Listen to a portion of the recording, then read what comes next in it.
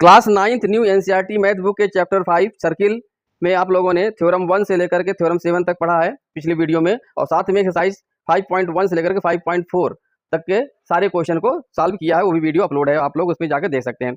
तो इस वीडियो में थ्योरम 8 से आगे पढ़ते हैं। तो थ्योरम 8 कह रहा है कि let A B and D be two chords of a circle with centre C. एक सर्किल का सेंटर सी है, उसमें दो कार्ड है ए बी और D. Suppose A B is greater than D.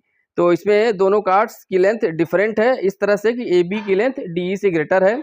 Then the distance from C to A B, मतलब distance centre से distance chord की बता रहा है, is less than the distance from C to D. मतलब अगर A B chord की length D से ज़्यादा है तो उसकी सेंटर से डिस्टेंस लेस हो जाएगी in comparison to other chord. तो ये आपको प्रूफ करना है। तो अगर आप कार्ड की सर्किल की बात करें तो सर्किल में जो सेंटर से पास होता है जो कार्ड होगा that will be the largest card, जिसको बोलते हैं हम लोग डायमीटर। डायमीटर की लेंथ सबसे ज़्यादा होती है और उसकी लेंथ सबसे ज़्यादा होती है, लेकिन उसकी डिस्टेंस अगर सेंटर से बात करें तो हो जाएगी वो जीरो से। अगर ये सेंटर से पास करते हुए लाइन अगर ड्रा करें तो ये हो जाएगा कार्ड जो कि लार्जेस्ट डिस्टेंस का होगा और उसकी सेंटर डिस्टेंस जीरो। अब कार्ड को आगे बढ़ाते जाएंगे सेंटर से तो उसकी लेंथ, कार्ड की लेंथ जीरो घटती जाएगी और साथ में सेंटर से डिस्टेंस की इंक्रीज करती जाएगी, और लास्ट में अगर सरकमफरेंस पर आ जाएं तो उसकी लेंथ, कार्ड की लेंथ जीरो हो जाएगी जबकि डिस्टेंस हाईएस्ट रेडियस के बराबर हो जाएगी।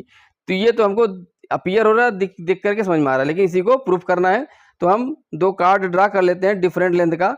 एक पहला कार्ड है ए बी लेंथ का जो कि डी से ग्रेटर है, तो ये हो गया ए बी। और दूसरा कार्ड ले लेते हैं यहाँ पर रैंडमली, कोई भी कार्ड ले लीजिए जो कि ए बी से लेस लेंथ का हो, तो ये हो जाएगा डी ई हो जाएगा। अब ये पॉइंट हमारा हो जाएगा सी पॉइंट हो गया। तो लेंथ कैसे फाइंड करेंगे हम? लेंथ के लिए सेंटर से परपेंडिकुलर ड्रॉप करने, किसी भी लाइन पर अगर लेंथ फाइंड करना है किसी पॉइंट से तो उस पॉइंट से लाइन पर परपेंडिकुलर ड्रॉप करेंगे। और थ्योरम कहता है, पिछले थ्योरम जो आप लोग पढ़ चुके हैं उसमें कहता है कि किसी भी सर्किल में सेंटर से परपेंडिकुलर ड्रॉप किया जाए किसी कार्ड पर तो वो कार्ड को बाइसेक्ट करता है। ठीक है, तो ये थ्योरम भी हम लोग यहाँ पर यूज करेंगे। इसी तरह से सी पॉइंट से हम डी कार्ड पर भी परपेंडिकुलर ड्रॉप करेंगे जो कि डी को भी परपेंडिकुलर बाइसेक्ट कर देगी। तो ये डी ई फिर ये हो जाएगा एफ, इस पॉइंट का नाम देते हैं जी नाम देते हैं।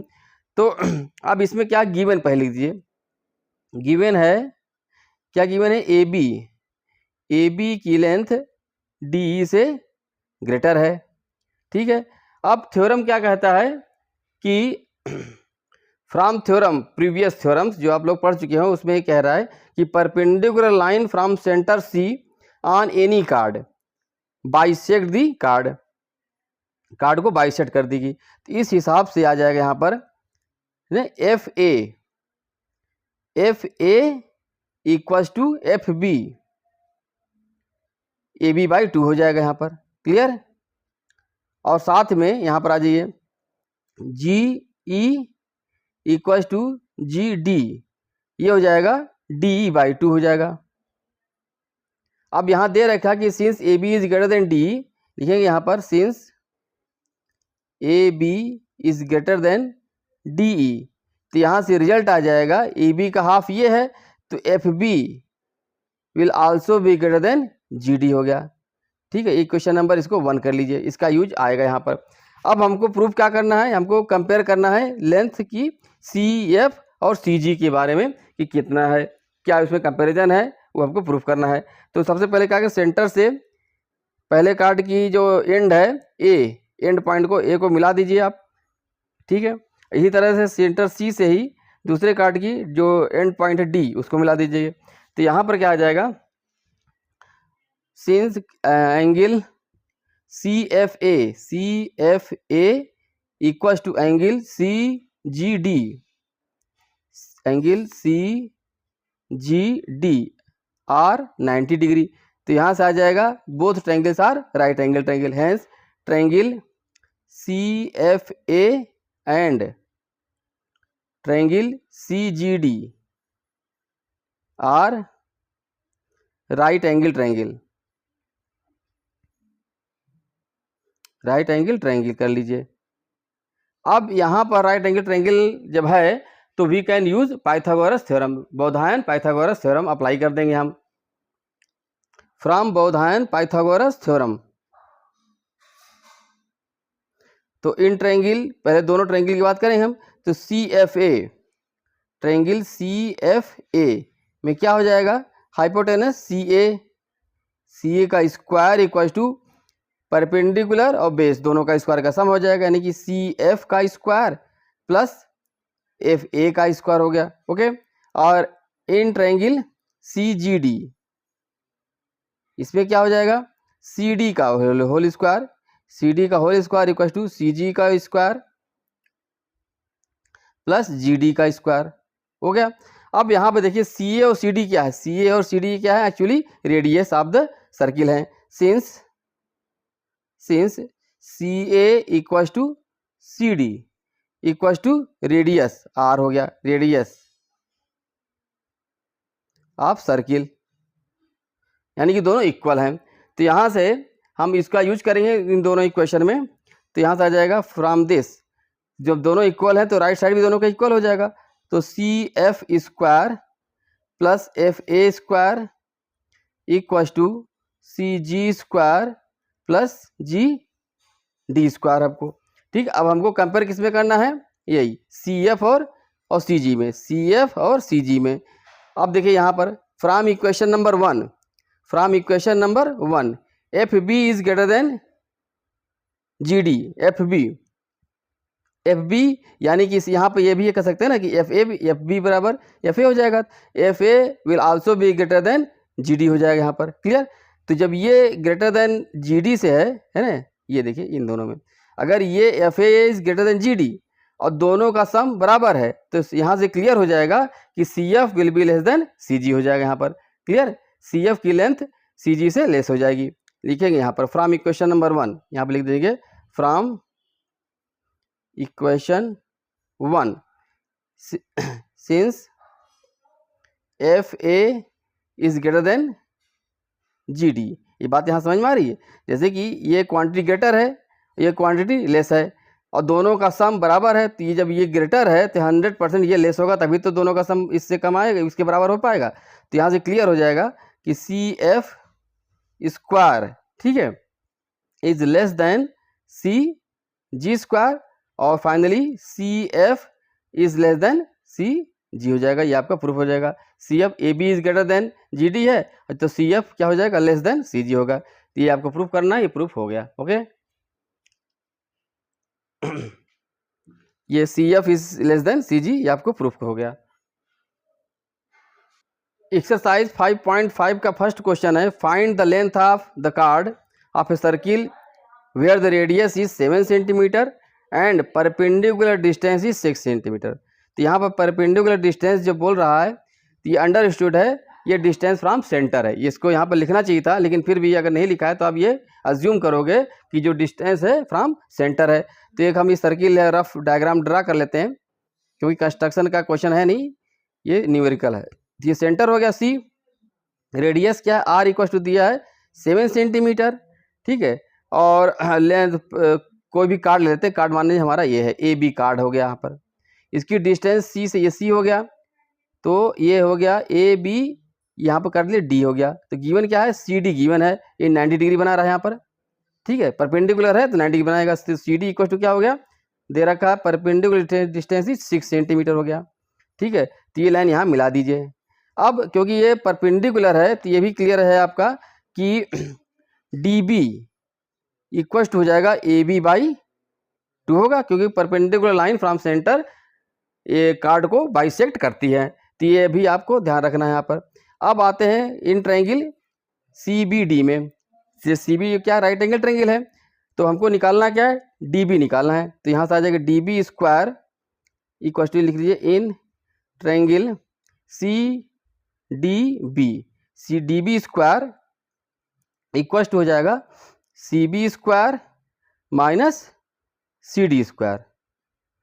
देख रखा है सी बी क्या है 7 सेंटीमीटर, तो हो जाएगा 7 का स्क्वायर माइनस 6 का स्क्वायर, तो यानी कि 49 माइनस 36, तो यह आ जाएगा 3 और 1 13 आ जाएगा। तो डी बी आ जाएगा आपका √13 आ गया, तो डी बी √13 आएगा तो ए बी हो जाएगा डी बी इंटू 2, तो जो लेंथ पूछ रहा हो जाएगा 2√13।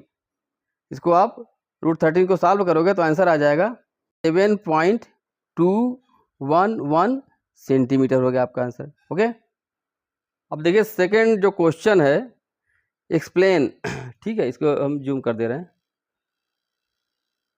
सेकंड क्वेश्चन कर रहा है explain why the following statement is true. If the perpendicular distance of a chord from the centre is D, है कि नहीं, परपेंडिकुलर डिस्टेंस क्या है, डी है, and the radius is R, then the chord length is 2 × r² - d²। यही तो अभी हमने यहाँ पर अप्लाई किया था। देखिए अगर परपेंडिकुलर डिस्टेंस क्या है, डी दे रखा है और ये आर है, तो डी बी क्या हो जाएगा, डी बी हो जाएगा आपका √r² - d² होगा। ठीक है, यही तो लगाया था यहाँ पर। तो कार्ड की लेंथ क्या हो जाएगी, यहाँ से आ जाएगा कार्ड की length A B equal to 2 × D B, तो 2 × r² - d²। तो यहाँ भी यही हो जाएगा। ठीक है, ये जो हमने बताया था कि D B equal to r² - d² यहाँ से हो जाएगा और A B equal to 2 × r² - d² हो जाएगा। ओके, 5.5 का थर्ड क्वेश्चन है, in a circle if the distance of chord A B from the centre is twice the distance of another chord C D from the centre, then can we conclude that CD equals to twice of AB, give reasons for your answer।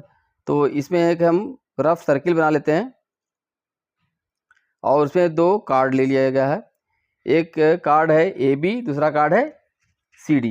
ठीक है, तो यहाँ पर जैसे proof करना है कि CD is greater then, तो CD को बड़ा कार्ड ले लेते हैं, ये है हमारा CD, और ये है छोटा कार्ड ले लेते हैं AB का, क्योंकि हमको ये जो प्रूफ करना है उसके हिसाब से चल रहे हैं हम।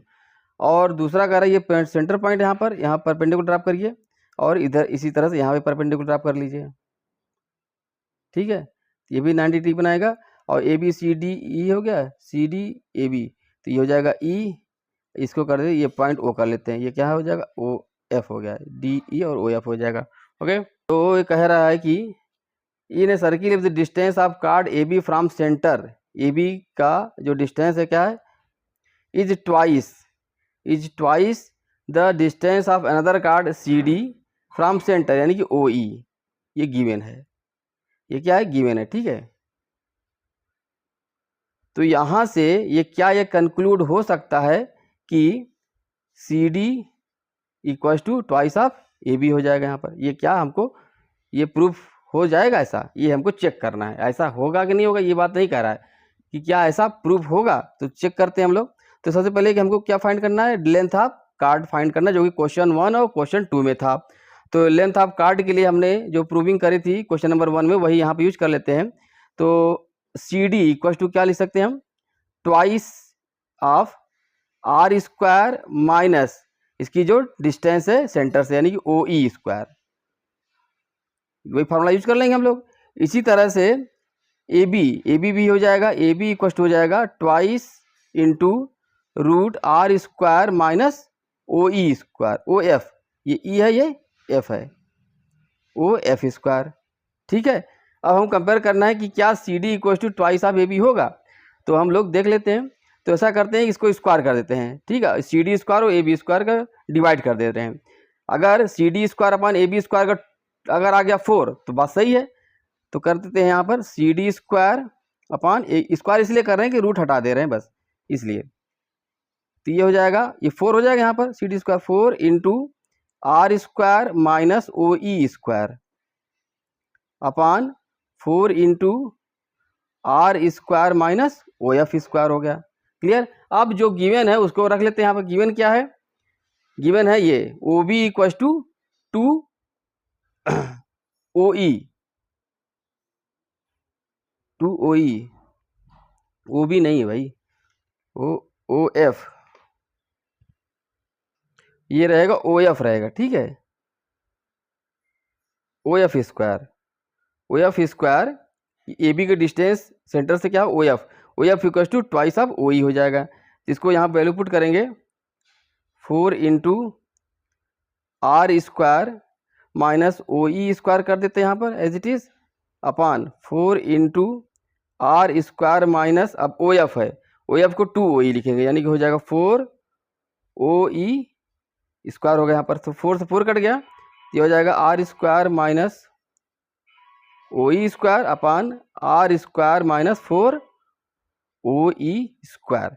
अब किसी भी तरीके से ये C D square upon A B square 4 नहीं आने जा रहा है, ठीक है, क्योंकि ये ऐसा इसमें कोई कॉमन फैक्टर नहीं मिल रहा है, तो दिस इज नॉट पॉसिबल, है ना। ये ऐसा केस नहीं हो जाएगा कि हम ऐसा कंक्लूड नहीं कर पाएंगे कि C D equal to twice of A B होगा, ठीक है। तो यहाँ पर 5.5 एंड होता है, तो वीडियो को यहीं पर हम एंड करते हैं। तो प्लीज़ चैनल को लाइक कर दीजिए, सब्सक्राइब कर दीजिए और शेयर कर दीजिए, और नेक्स्ट पार्ट हम लोग थ्योरम 9 पर चलेंगे और उसके बाद उसका क्वेश्चन सॉल्व करेंगे। Okay, thank you.